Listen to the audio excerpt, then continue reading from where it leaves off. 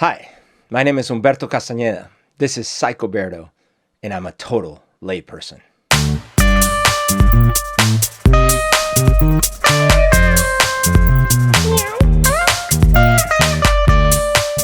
Today I'm going to try something interesting. I'm going to be reacting again to my friend Kirk's video. This time he posted a new one about another 90-Day Fiance thing. But this time I haven't actually seen this series. So it's going to be quite less about me reacting about the series itself and more about the topics brought up by Dr. Kirk. Okay, so this one is 90-Day Fiance, Darcey number 30, apparently. 90-Day Fiance is a show. It's a reality show about couples that get together and they have 90 days before they get married. And they're like not good matches for all sorts of variety of reasons. I don't really know. But I guess, it's interesting because you see a lot of different dynamics in their relationships. So this one is, again, my friend Kirk, Dr. Honda, reacting to the lack of self evident in this video. Also, if you want to see the original video, it's at Psychology in Seattle. That's the YouTube channel. And you can subscribe. You can subscribe to this channel, like it if you like. And here we go.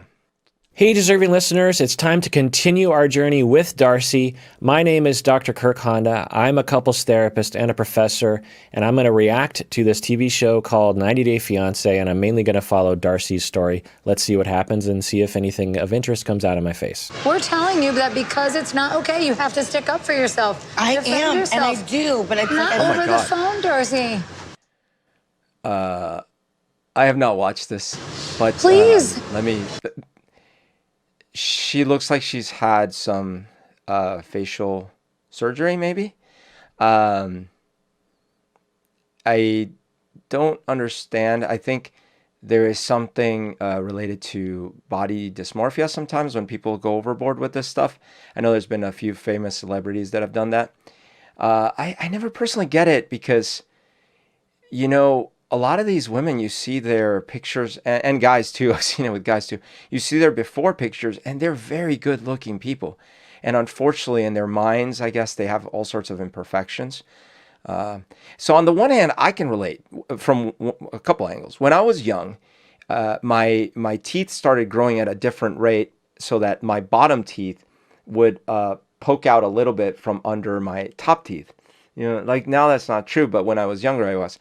And, when I was a teenager or like in junior high, my friends and my enemies would both make fun of it, and I didn't like it.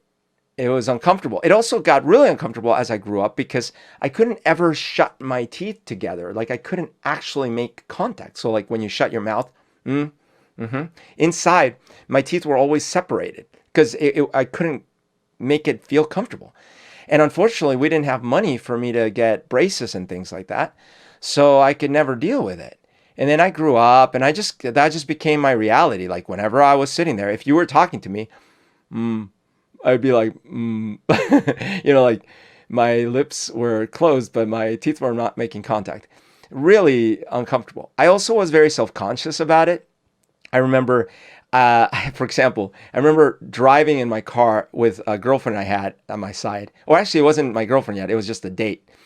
And I'm like, oh my gosh, I don't like that she's turning to look at me and she's just going to see my side and she's going to notice like my bottom teeth are wrong and like, and so I would keep turning to like look at her whenever she would look at me and she's like, dude, watch the road. It was terrible.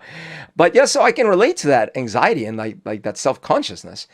And when I was 30, I think, and I had some money, I was able to pay for my own treatment. So like I actually got braces as an adult. I got braces and I wore them and I had all sorts of funny colors in my, at the time I had a band called Missionary and my band colors were black, red, and green. So I ended up getting little rubber bands that were black, red, and green. It was quite hilarious to see a 30-year-old running around with these things. But anyways, and I did it. It was a long process. And then I had to wear a retainer for years. I think I'm still supposed to wear the retainer at night, but I sort of dropped off. But eventually, my teeth were, they slotted back in and now I can actually close my mouth and all that stuff. I don't close it very often, but you know. But the thing is, so I can relate. I can relate from that aspect. Now, I could sort of, in my defense, say, look, it was really uncomfortable. And it wasn't the way it's supposed to be, meaning like they're supposed to line up so you can close them. So, it was still, insurance didn't pay for it because it was considered a cosmetic thing. All right. And I tried to make the argument. I think I had the orthodontist write up a thing saying, no, this is really uncomfortable and it can cause difficulties. It can cause mandibular difficulties, blah, blah, blah, blah, blah. And none of this is not real. Like, it's all true. Didn't matter. Insurance wouldn't pay for it. So I paid for it, and it, because it was this cosmetic thing. And I felt much better after it. I was definitely a little hesitant. I was self-conscious while I was wearing the braces and stuff. So maybe, the pot calling the kettle in this case. It's just that from my outsider perspective, it seems like I bet you anything I could find a picture of her before. And by the way, if she's not had surgery, oh my gosh, I feel like the biggest jerk, and I apologize. It just looks because like the lips and stuff, but whatever. Assuming that's the case, I bet you I could find a photo of her before that, that is, better. All right. With that said, let's actually watch the rest. Look how you left the thing with Jesse. I'm sick of these guys doing that to me. So for one time, we're sick of it too, and we want to see you sit face to face with this man, tell him how he did you wrong. Yeah, you go and you be the badass bitch you are, and show him what he lost. So I don't know if I like this advice. I mean, it makes total sense that her friend and sister would want to stick up for Darcey and say, no, you deserve better. And you don't deserve this crap, and you should tell him off. I get the impulse, but honestly, I don't know if that makes a lot of sense for Darcey's sake. Interesting. So I didn't see the previous episode nor his previous analysis. So, this is the total layperson analysis. However, I guess what he's saying makes sense. I think that from what I can tell, she's caught in a cycle. Like a downward cycle, a repetitive cycle. And I've been caught in cycles myself multiple times in my life. I know people that have been caught in cycles worse than the ones even that I've experienced. It's not fun, and it's really hard to get out of them.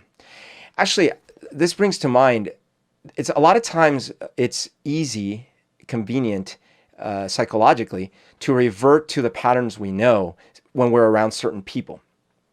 And even if those patterns are self-destructive or not good. I've experienced this with, so when I was much younger, so let's say 20 years ago, I would have certain interactions with someone, like for example, a boss, and then a boss that I had at work. And then years go by, 20 years go by, and then I might run into that boss. And all of a sudden I find myself reverting to the way I would have behaved 20 years ago. Which is weird, right? But it's, I guess, like, okay, that's, my mind goes like, pull out mental model number 55. Oh yeah, this is the mental model. And it may not be useful. And it's not even authentic anymore. That's not what I'm like. I'm not, 20 years younger, naive, impulsive. Well, I guess I am.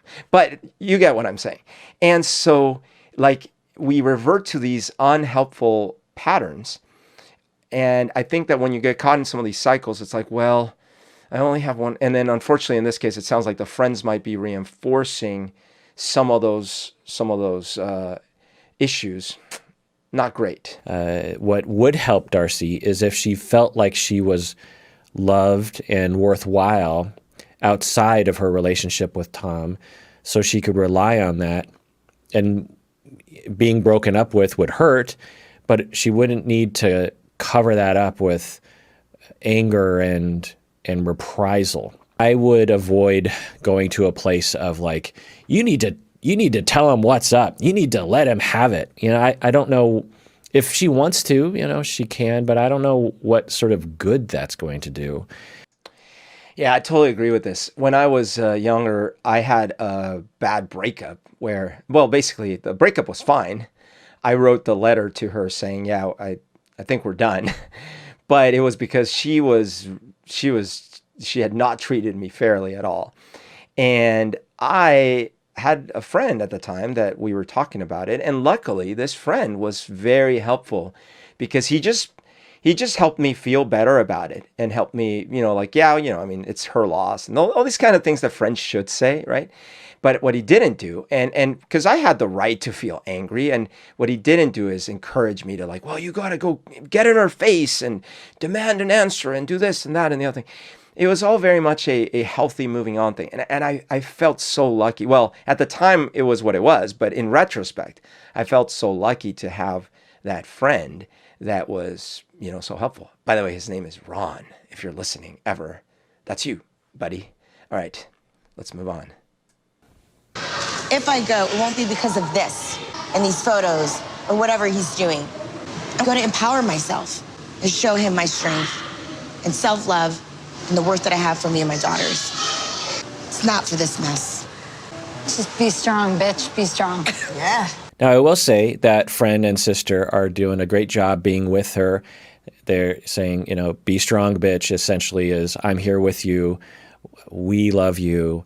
Those kinds of messages are great. And that's what Darcey deserves. And that's what might help Darcey in the long run. As always, I'm conflicted with these shows. I did the same thing with the Ed and Rose episode I did before. This is a show. It's a reality TV show.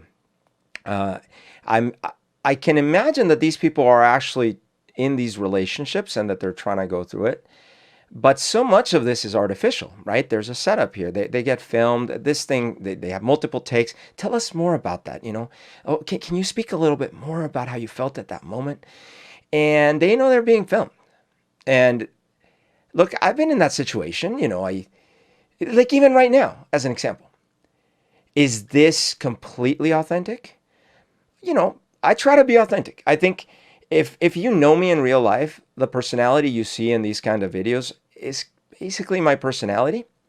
But at the same time, I'm aware I'm being filmed. I'm filming myself. So I'm at the right angle. I got the lights going. Like, I don't always have to have a blue light behind me. There's some artificiality.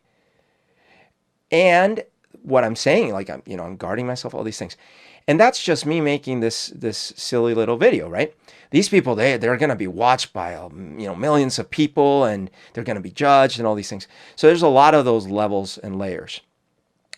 When, when they present their situation, I think they're also trying to act a scene the way they've seen it done in movies, which I've spoken about before. I think we all do to a certain extent. So, when she's saying, if I want to end, I want it to be because of the right things, and I want to show that I'm strong. All this is probably, but she's also acting in a scene. So I wonder what's actually going on underneath the surface. Is she trying to convince herself in that moment of those words? Or was this the way she already felt, and then she just put it out on the camera the way it was already in her head? And it's really interesting. I wish, it'd be so amazing. Imagine if you could see two dimensions. In one dimension, it's their non-reality TV show relationship and everything that happens. And so they don't know they're being filmed, right? And then in the other dimension is this. And I wish you could compare and contrast. Run a wind diff between the two of them. Run a little diff to see all the little personality differences or the things they say that are different, how they react differently. It would be so fascinating. How could one set up that experiment? Like, you'd almost have to, you would have to film the same person. It would have to be two different instances. And one of them, they wouldn't know they're being filmed. So that would be bad. And of course, you'd have to get their consent afterwards, but there's probably all sorts of rules you'd have to break. So sadly, we need some advanced multidimensional technology in order to be able to pull off the show that I want to make in my mind. All right, let's move on. I'm here in New York for my work, but there's a lot of unfinished business between me and Darcey, and I really need to go and see her so I can at least tell her how I exactly feel. That's the other half of this relationship. I would not have anticipated this at all. So I guess 90 Day Fiance is still about like an American person and a foreign person. Maybe they're all like that. Noob over here. I would not have anticipated this person. He seems like sort of a buttoned up business individual. Maybe it's the accent throwing me. And she seems a little bit more like, I don't know, like LA or Miami, and probably likes to go out in the nightlife and dance and all these things. And I'm probably being really judgmental and stereotyping them, but I just would not have pictured this from a surface level, from the shape of things, if you will. But we'll see. I want to try to make it work, which if you love someone, you do. I think I love Darcey a lot, more than she'll ever realize. All right, well, now I'm really confused because you block each other, but you still love each other. Now I'm really confused. So maybe Darcey does have a lot of reasons to believe that they're still in a relationship.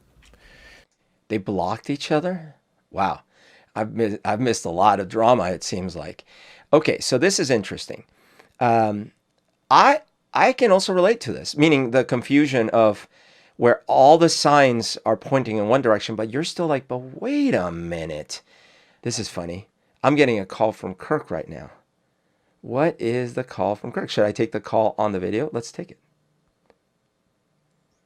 Hello?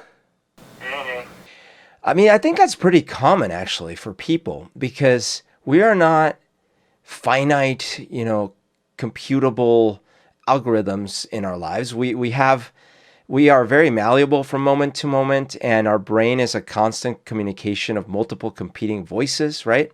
So at any given moment, we have the little voice going, dude, you gotta end this. And then immediately the other voice going like, come on, how could you end it? It's like, think of what you've been through together. And the other one like, dude, you got blocked, or you blocked him.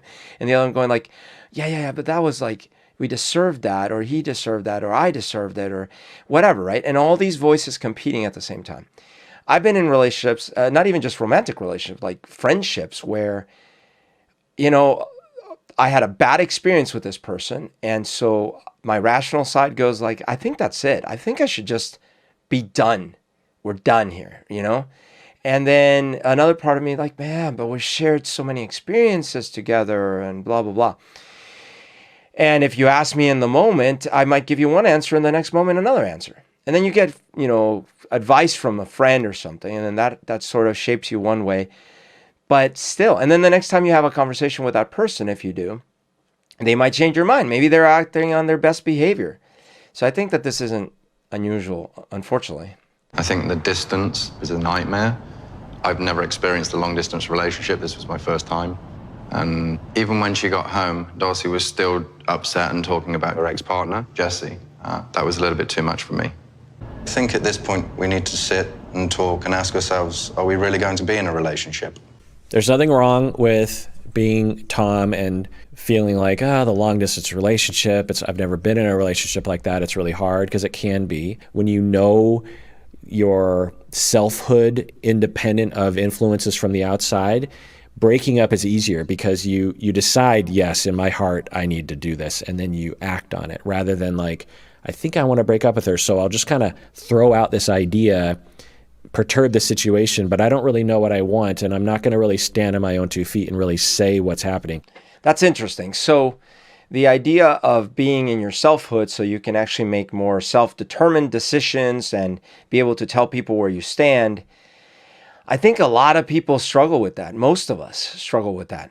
And when you're in a relationship, actually, the irony is that you're trying to look for some of your selfhood in the other person.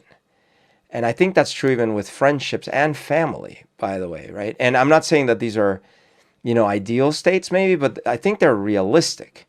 So unfortunately, I sort of disagree a bit here that I can get where they're coming from. Like, well, we should just talk and see, right? Because I get that desire they have, which is, well, I want them to say the right thing, and then maybe I'll reconsider. Now, it's probably not super balanced and healthy in that sense, because I think they're looking for excuses to go against their gut or go against what they maybe already concluded.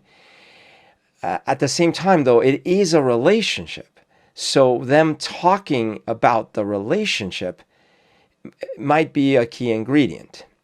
Maybe the balance would be come to that conversation with a more centered view of what you want. And that's the hard part, right? So instead of maybe just talking to your friends, a good idea would be, do some meditation on it, write about what you're thinking, go to a therapist, do some, look at some resources, like read about, what to do in these situations, or look at some educational videos, and take some time to yourself to write down what you want out of the situation. And maybe that can help you actually still go to that conversation, but at least with a few more tools in your tool belt. I think it would be fair to say my head's all over the place at the moment. I don't know what mindset she'll have when we meet each other. It's not been great. Will I see her and think, oh, well, there's still something there? Or will it be final closure? I just don't know what's going to happen at this point. We shall see what tomorrow holds. We certainly shall. So again, it just kind of points in that direction of a lack of self, where he just is waiting for other people to define who he is and where his life is going, because a lot of things are pointing in the direction that he's moved on. He has a picture of with someone else.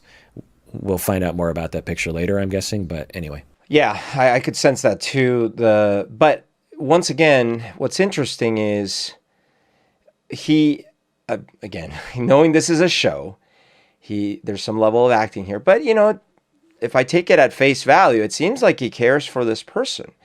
And we don't always really understand what caring means. We don't have, really good centered experiences a lot of times. And so in his mind, caring for her might mean that he's going to give her yet another shot, and that he wants to see, his fantasy is probably like, well, she might say the right things to turn around how I'm feeling, right? Now, and what I would say is that may be okay. That might actually be okay. For example, like in any negotiation or in any relationship that you're trying to get something across to the other person because you want it to continue. If the person starts showing that they get it, then you might actually give them more rope, right? Now, showing that someone gets it is probably not just tied to their words. Usually you would want to see their actions. I think in this case, I sort of see what Dr. Kirk is saying, that he might be putting too much emphasis on like, well, I'll just go to this conversation and see. Whereas like, yeah, all these other signals are pointing to like he's really done and he's probably ready to move on.